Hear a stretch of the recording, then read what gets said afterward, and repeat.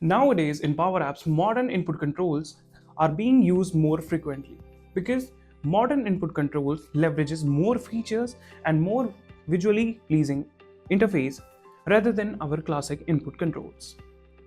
Hi, I'm Gaurav from KnowHow Academy. So, in modern input controls, we have more properties and features rather than our classic input controls. Also, they are more good looking than our classic input controls in our Power Apps. Now, one of the input control is our number input. So, in this video, we are going to explore the modern number input control in our Power Apps. We will understand the properties and features of our modern number input control. Then, we will implement the modern number input features in our Power Apps form.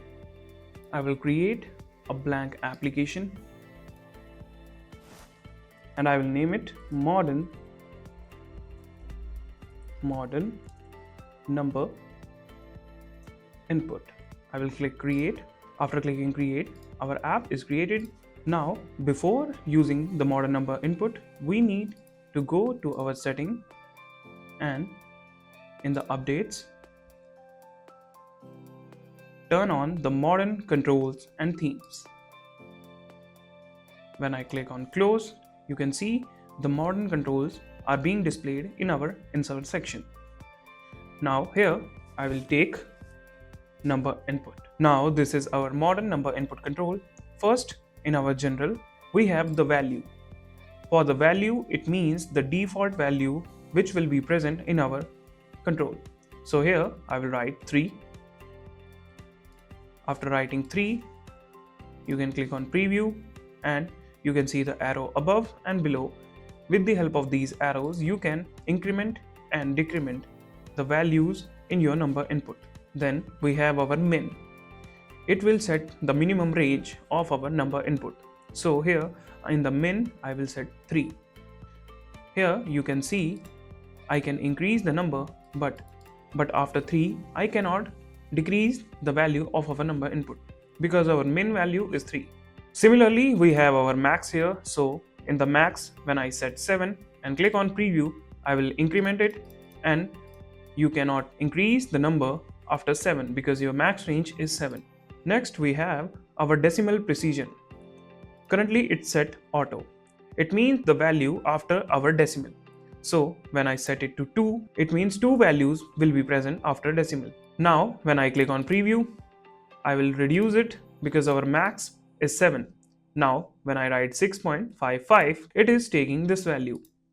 Now, if I add 8 here, it will round off and set the value to 6.56 because our double precision is of 2 digits. When I write 3 and now add the number, it will set it perfectly.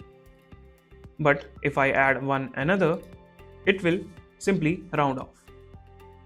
So this is how we can use our double precision. Now we have the step value. It means whenever we increment or decrement, this will be the number by which our value will be increased or decreased. Now, if I write here 0.5, click on preview. Now we have our 4. When I increase it, the number is increased by 0.5. So this is how you can use your step value. Now below we have our display mode. You can set it to edit or disable according to your need. This is your appearance. You can set it to outline here. Also, this number input follows the theme of your app. When I change the theme, it will follow the theme of your application. In the advanced section, here you can set the on change. In the on change, you can set any action if you want, either patch or navigate, whatever you want, you can set it. Now here I will notify the selected number, which will be self dot value. Notification type will be dot information and duration will be 2000 ms. Now when I click on preview, I will increase the value. You can see we are getting a notification that the number selected is the same number which is present in our number input control. In the advanced section, we will set the validation state. Currently, the validation state is none, and when I write error, so after writing error, you can see the number input border color has been changed to red. So here in my validation condition, I will write if mod self dot value comma 1 in 0.5, 0.25, 0.75, then close. Then the validation will be none, else it will be error. So here I have added a condition.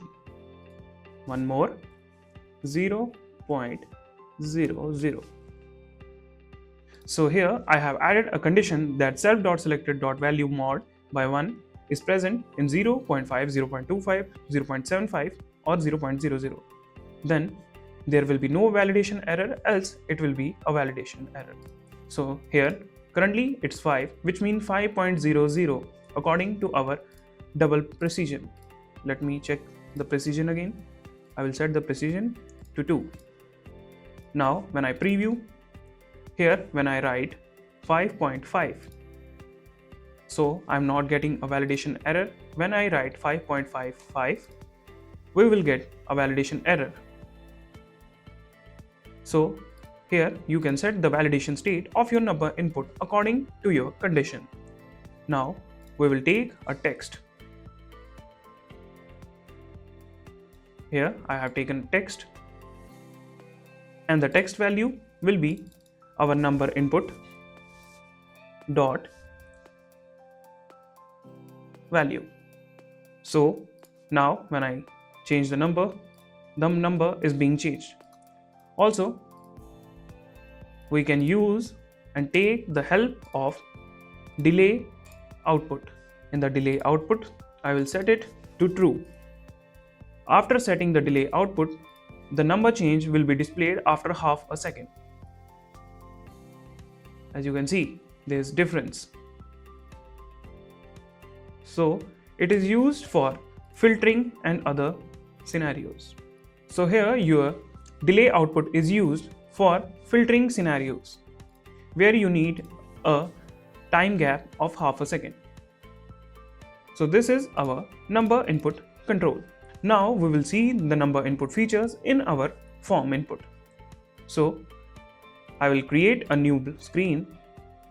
I will select the table and form. Here I will connect my data source. First I will change the screen name, which will be data. Now I will connect my data source.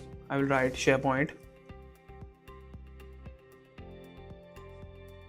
I will select my connection, select my SharePoint site, and I will select a SharePoint list.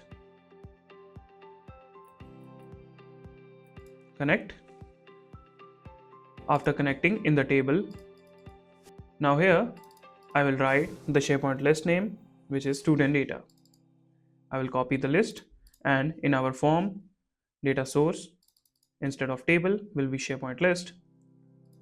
Also the delegation, we will remove it by removing the table and replacing it with our SharePoint list. After that we will add our form fields. So in the fields, here this is our SharePoint list, which has column title, email, degree, year and GPA. So we will use these columns: title, then we have email, after that we have degree, then year,